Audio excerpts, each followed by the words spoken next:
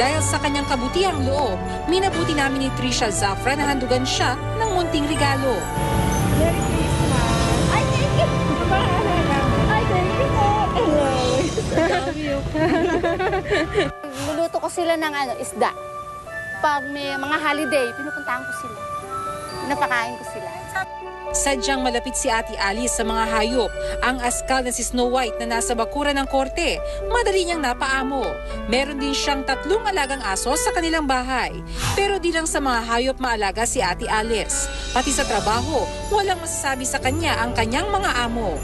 She is a very industrious person. Ang sipag-sipag niya. Hindi, pag nandyan sa chambers ko, hindi mo makitang nakaupo eh. Punas ng punas, linis ng linis, ganun, masipag. Para sa isang taong masiyahin, masipag at maalaga, hindi malayong may naghihintay na magandang hinaharap para kay Ate Alice. Habang masaya niyang